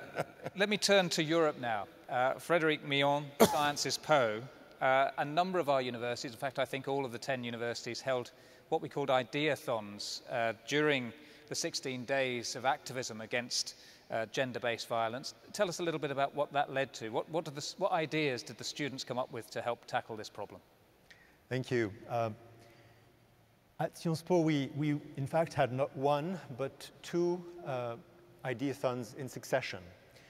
The first one took place in November 2016 as part of the 16 days of activism against gender-based discrimination and violence. And that was initiated by our campus office on gender equity, which enlisted the support of the student council and various student societies. And this turned out to be such a success that the student council itself decided to run a second ideathon, which took place in March of this year. And in doing this, the student council enlisted our support to make it possible to run the ideathon. So the interesting lesson from this is that the first edition of the ideathon was such a success that it made it clear to students that they had an active part to take in defining our policies on gender discrimination in general and sexual violence in particular, and gave them a very active role in doing so, and a wish to go further than what had been made possible by the first experience. Of course, a number of suggestions came out of those two ideathons. Some of them had to do with creating workshops for undergraduates on questions of sexual violence, having seminars with what they call survivors of sexual violence, and various workshops with counselors and advisors. Much of what students recommended had to do with shock tactics communication campaigns, whether it be in the media or more specifically targeted on events that had taken place on campus, so as to raise awareness. And one concern that students particularly pointed out was the fact that within the classroom, some of our faculty did not know how to deal in an appropriate fashion with questions of equity, gender discrimination, and that some sort of solution had to be found to accompany faculty that wasn't culturally up to date on those issues. And so from these suggestions, we drew a number of lessons and took a number of decisions. We decided in particular to create workshops on gender issues for those students who were going to be having responsibilities within student societies of any kind, especially sports societies, but also arts and culture societies, because they bear a specific responsibility with those issues of gender discrimination. We drew a guide for faculty members on questions of gender, and we created a theater forum on questions of harassment so as to make it easier to understand what those issues are about, and so as to teach our students of ways to respond to harassment when it happens. So in effect, what we witnessed on our campus in the course of this year was the way in which the administration of the campuses can interact with the students to come up with creative and, I think, very concrete and important solutions to the problems at hand. Okay, thank you very much indeed. Let's move to America now. Sam Stanley, president of Stony Brook University, close to here, of course. It's said that 90% of violence is caused by men, and I think you're in a pretty unique situation of having a center on your campus which focuses particularly on men and masculinities. As far as I'm aware, at least, I haven't come across a similar center elsewhere. So tell us something about the effect that's having. So thank you, Paul. So we educate all of our students at Stony Brook about gender equity and about our zero tolerance for gender-based violence and sexual misconduct on our campus. We do that before they come to campus. It's actually before day one. We actually send out an orientation packets, online training that students can take, because we want to make sure they understand how important this is to us as a campus community. It's a major part of what we do on day one at orientation. HeForShe is prominently featured, and we actually used orientation this year to enroll 5,000 of our students in the HeForShe organization.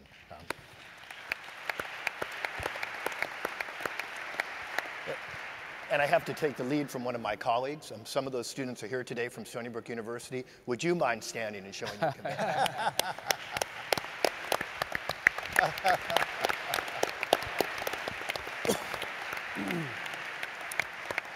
So the training begins there. It continues throughout the years on their time on campus.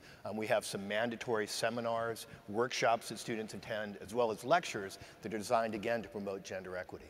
But that statistic you talked about at the beginning, the fact that 90% of sexual violence is perpetrated by males, means that we have to target men in our education process on our campus. And so we do that. We set up a working group, essentially, on our campus to take a look at this. And they're really trying to understand why certain male stereotypes and harmful concepts of masculinity persist, and how those impact things like male student success, as well as the perpetration of sexual violence. We're informed, as you said, by our Center for the Study of Men and Masculinities, who are doing groundbreaking research in this area. And they're helping us understand what those stereotypes are, and again, how they lead to antisocial, inappropriate behavior and violence. We're taking that research and trying to apply it in the programs we utilize. We're taking a look at discussion groups targeted with men, using the information we've learned to help them understand their behaviors, why they may be behaving in a certain way, why they're making certain choices, and how we can help them change those kind of choices for the better. This is really changing the climate on our campus. We're applying it in a number of different ways, but really working very hard to change culture. And having male students involved, we're targeting fraternities, for example, athletic organizations on campus. Again, areas where we know there can be problems with sexual violence, and making sure we're educating them. So all of this, I think, is part of an idea that we have to be evidence-based in what we're doing, to understand the research, to make our choices and our choices for how we apply our resources based on science and evidence. It's our goal to create a campus that is absolutely free of gender-based violence. This, we think, is the process to help us do it. Excellent. Thank you very much, Sam. Last but not least,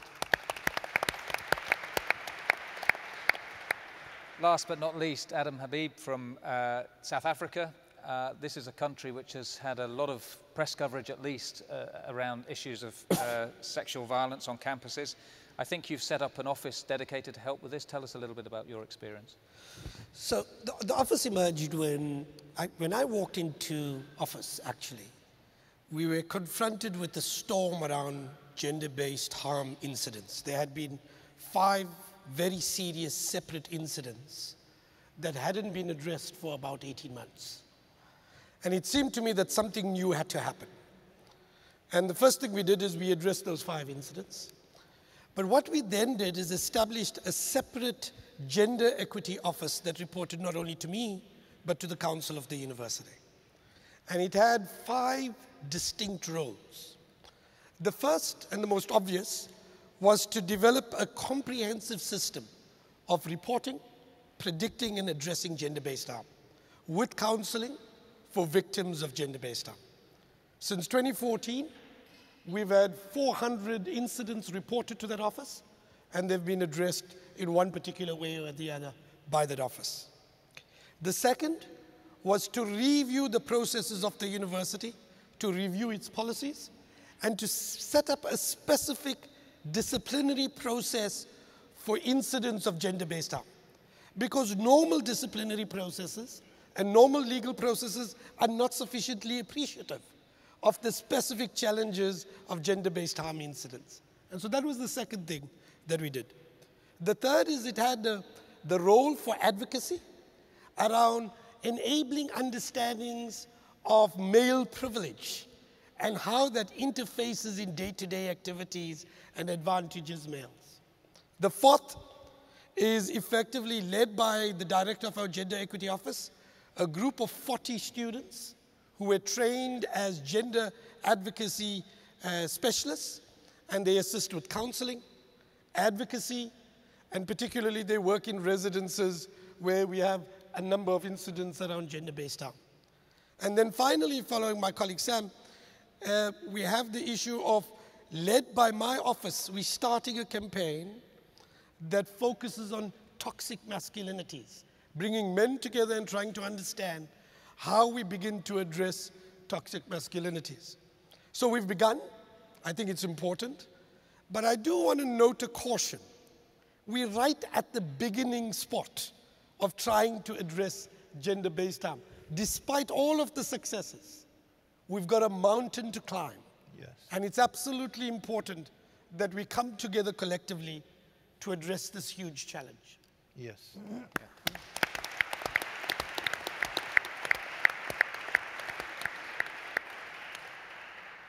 Thank you very much, all 5 of you. I think we've heard a range of initiatives have been put in place, some involving practical steps like offices, others thinking about how we use academic evidence, particularly around masculinity, others thinking about how we gain ideas from students. All of those, I think, coming together are really imaginative ways to start really tackling a problem that we all agree really needs to be tackled with soon. Okay, thank you very much indeed, everyone.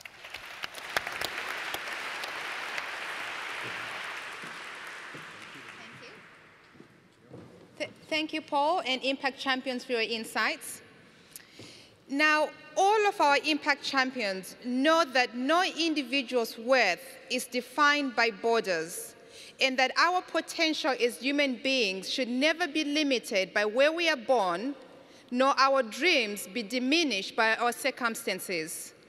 With devastating conflicts raging in so many parts of the world, we know that when women are not involved in defining their own peace and security, there will be no peace and security.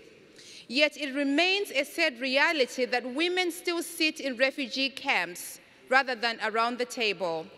We are now joined by 2 HeForShe Impact Champions working at the forefront of this issue. I would like to welcome to the stage the CEO of Vodafone, Victoria Kolawo, and President of Georgetown University, Jack DiGiorgio. And welcome back, Susanna, our moderator.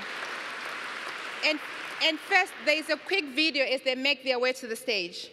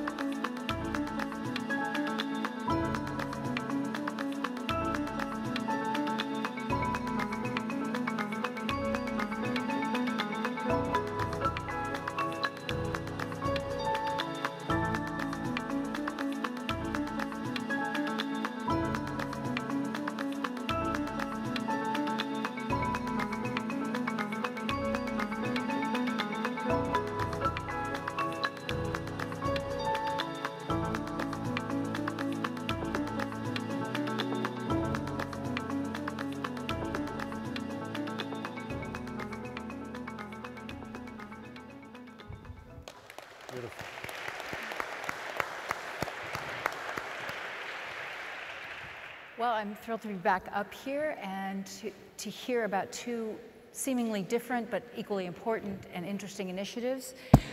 Let's start with you, Vittorio. Tell us a little bit about what Vodafone is doing with education in refugee camps and why it's so important. Well, let me tell you a little bit the story. So everything started because Vodafone Foundation has always been working, giving money, doing stuff. And then at the end of it, one day we basically said, what are we? We are essentially digital pipes. And like in real pipes, the most valuable, the purest thing is water. We said, what is the purest and most valuable thing that we have? And of course, with all due respect to Netflix and whatever, NFL and all the other beautiful things that go through, we said, well, the real purest thing is education, is content. And so some colleagues started saying, well, it would be possible to bring to everybody the same content that our kids, who are very privileged, they have in their schools.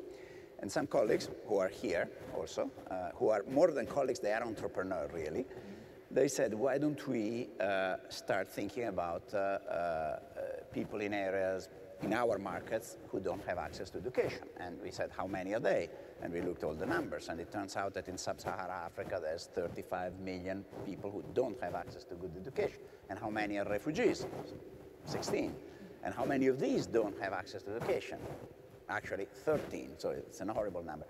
And so we started saying, well, maybe what we really should do, beyond all the commitments to our own internal, the same thing that the others talked about, having women and so on, why don't we focus on bringing education to refugees and particularly to girls, with all the problems that we have seen in the earlier part of the day, in order to give them fair chances. And then the idea came, and my colleagues were amazingly good at developing, and we worked with UNHCR, and today we have 31 deployments, more than 40,000 students per week, 600 teachers, which is very important because this is also amazingly important to keep teachers updated and help them become better teachers and so on.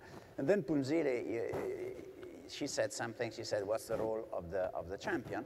And I think I agree with her. The role of the champion is to remove obstacles. And one day in my office we were saying, well, what about taking it to everybody, not just to the refugees?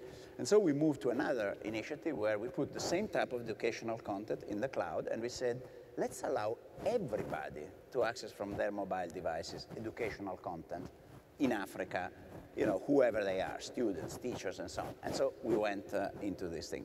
And so if you ask me how important it is for me, I'm sorry to be a bit, it's really the purest thing that I can put through my pipe.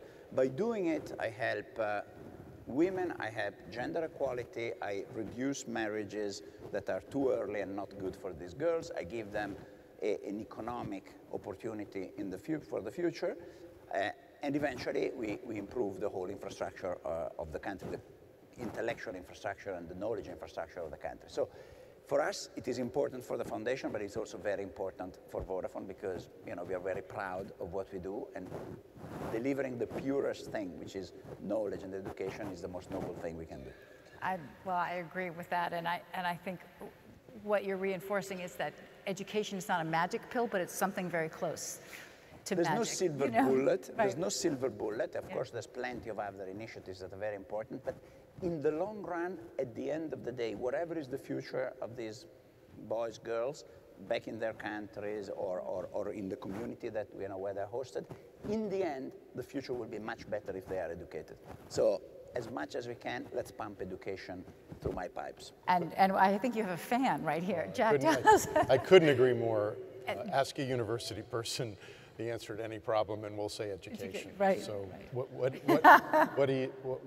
Vittorio's engaged in is really extraordinary, and we're all inspired by it. And your initiative, which is aimed at getting some metrics on women and peace and security, let us know what you're doing. Sure.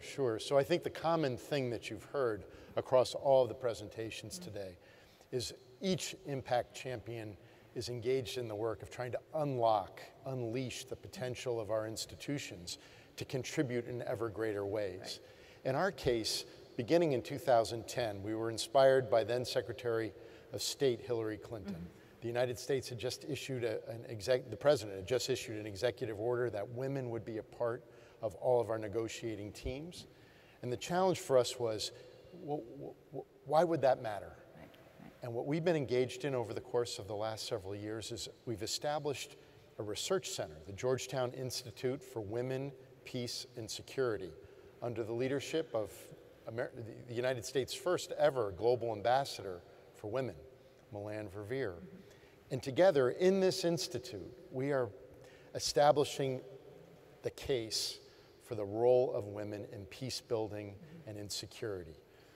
We've been at this for a while now. How many years have you been? We've been working at this over the course of the last 5 years. But most importantly, we've been able to do case studies in Northern Ireland, in Tunisia, in the Philippines, most recently in Colombia.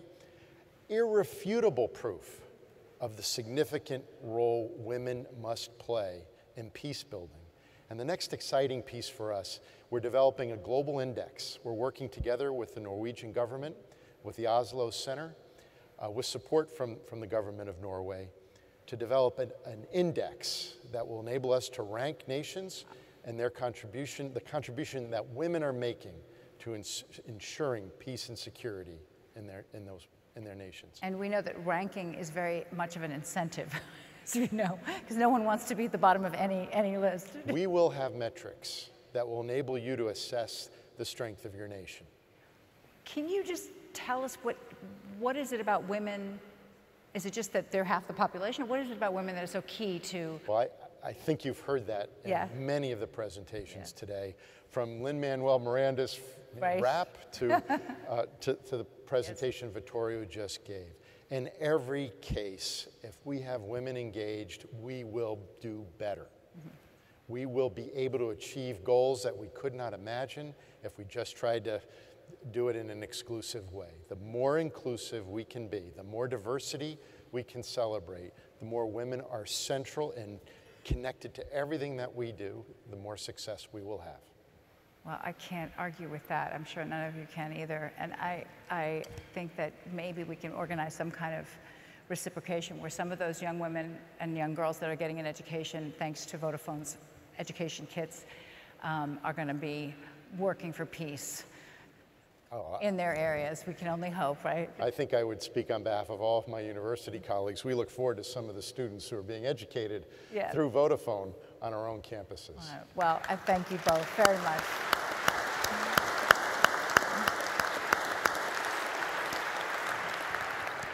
Here we go. Thank you both and Susanna for this powerful panel. More and more, issues of inequality are not only impacting us in our real lives, but also in our virtual lives through the form of cyberbullying and trolling. With over 300 million players around the world, Electronic Arts is a leading global interactive company. To provide insight and a glimpse into this virtual world, I'm now delighted to welcome to the stage our newest HeForShe Impact Champion, the CEO of Electronic Arts, Andrew Wilson.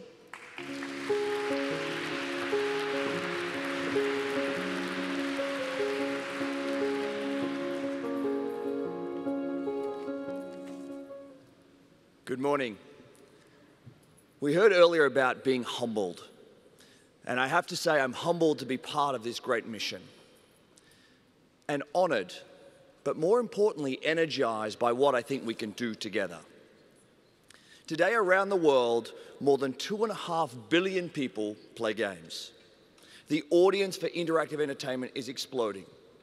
More people play more games on more devices in more geographies than ever before. Play is a fundamental human need. Once you get past the necessities of life, like air, food, water, shelter, security, as humans, our needs become about belonging, about social connection, about self-esteem and self-worth. Games are uniquely able to fulfill these needs. Games immerse us in stories, connect us to friends and global communities. They educate us and allow us to express ourselves in the truest sense. So whether you have a minute or an hour, wherever you are in the world and whatever your ethnic background, and regardless of whether you are male or female, games are inclusive. Games are for everyone. And because of that, we must be a strong voice for gender equality. At Electronic Arts, we exist to inspire the world to play. Today, we have we represent players in more than 200 countries, speaking 40 languages. And nearly half of people who play games are women. The reach and engagement that we see in our games on a daily basis is massive and continues to grow. Hundreds of millions of players are connecting in the communities of our top console, PC, and mobile games. They spend years engaged in their favorite games, sometimes spending up to 2.5 hours a day with their games inside their communities. Every day, EA games are talked about 600 times a minute across 20 different social networks. Our community is vast, vibrant, and global. With this scale, we are in a unique position to change the conversation. We see the great need and opportunity today to expand gender diversity and the representation of women in our industry, in our communities that connect hundreds of millions of people to play, and beyond. I am proud to represent Electronic Arts as we lead the entertainment industry in stepping forward with HeForShe to champion gender equality. We are making 3 commitments today with all of you here at HeForShe. Our commitments will begin at the creative heart of Electronic Arts, in the games we make. Creating experiences with mindful representation is an intrinsic principle of our company, rooted deeply in our team's creative processes. EA is a leader today in gender-inclusive games and strong female characters in franchises like Star Wars, The Sims, Mirror's Edge, and our EA Sports titles. We are committed to gender representation in our games to propel the gender equality movement and inspire inclusive communities.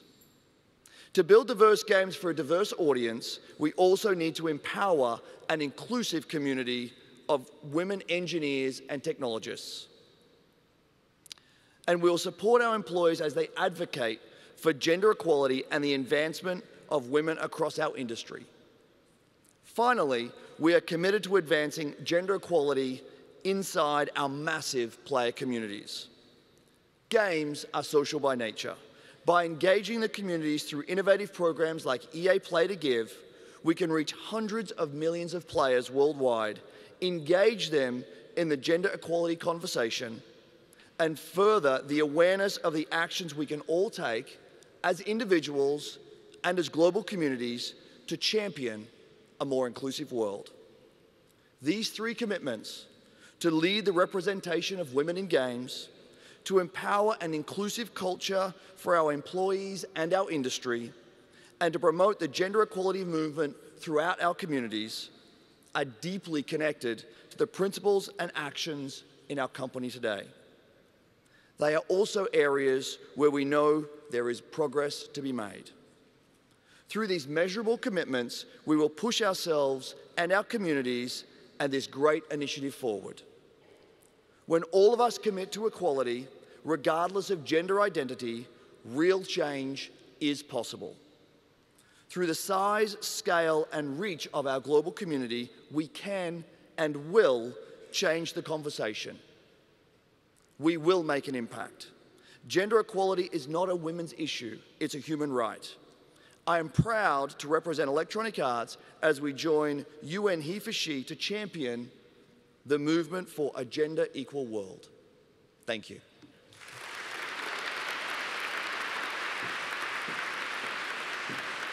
Thank you, Andrew. Is anyone else geeking out? Because I am. This is a really new, exciting dynamic to the HeForShe Impact Initiative, so thank you very much, Electronic Arts. Today, our HeForShe Impact champions took you behind the scenes. They shared their challenges and solutions. And as we mark the 3rd anniversary of HeForShe, we are setting yet another important milestone. It is now my honor to welcome back to stage Under Secretary General and Executive Director of UN Women, for a special HeForShe moment. And close.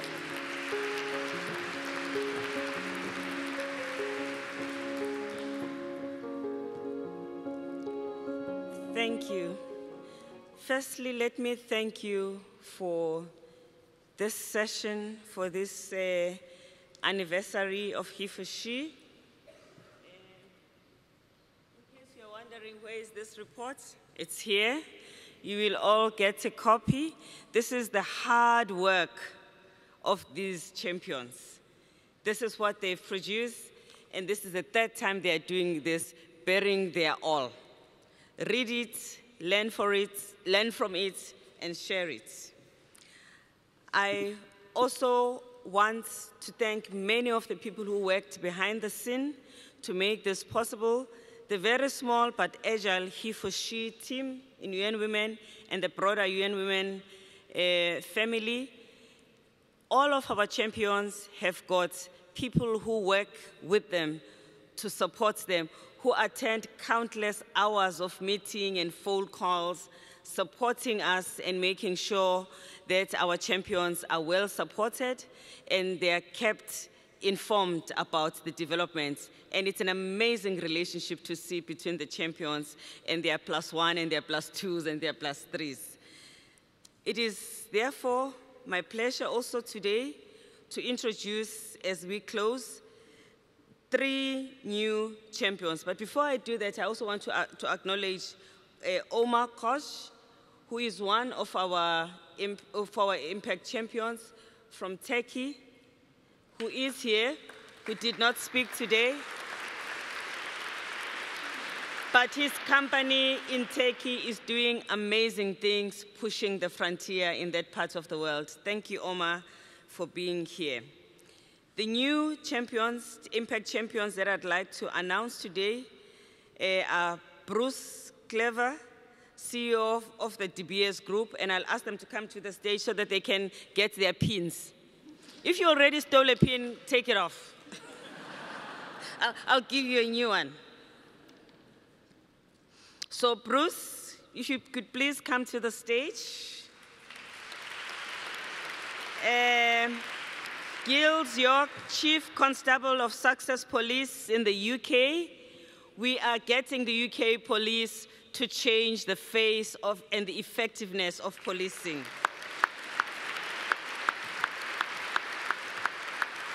Christopher Crane, President and CEO of Exelon, is not here.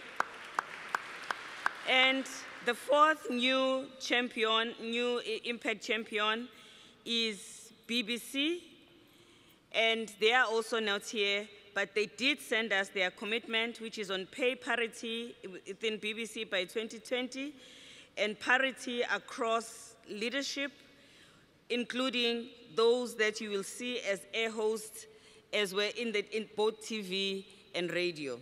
So, because it's BBC, we will all know about it. Bob, can I ask you to help me as an elder of the champions because all that was happening was their initiation, and now they get, and next time you'll get a tie.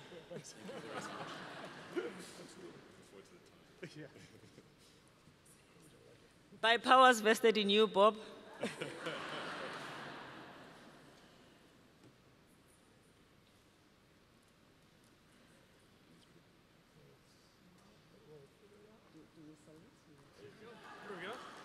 Phumzile, can I give you this as well? It's a custodian helmet from the UK. As a symbol of our total.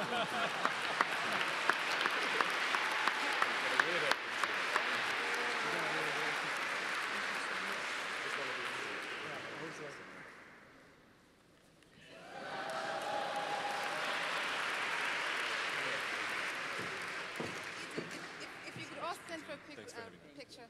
Want all 3? Yeah. DBS is from my own country, so you know I'm pushing the frontiers. Okay. You need to do a picture.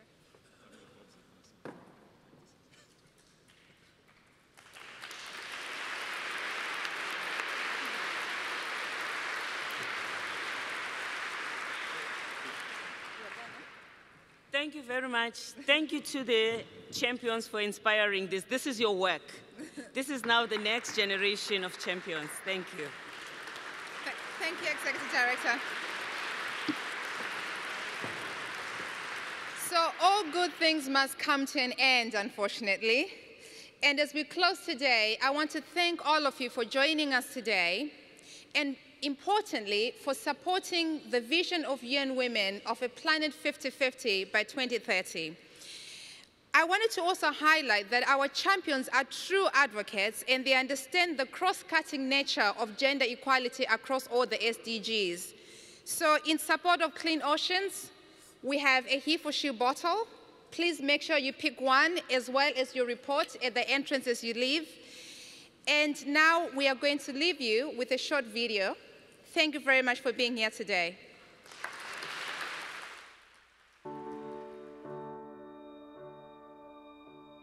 As a girl, I'm expected to be your little princess. As a boy, I'm expected to be your hero. I'm supposed to play with dolls and look pretty. I'm supposed to play sports and act tough.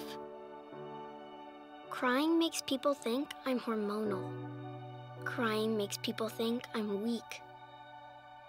If I spend more time at work than at home, I lack devotion. If I spend more time at home than at work, I lack devotion. People will question my sexuality if I choose to join the army. People will question my sexuality if I choose to be a nurse. I'm expected to define myself as a boy or as a girl.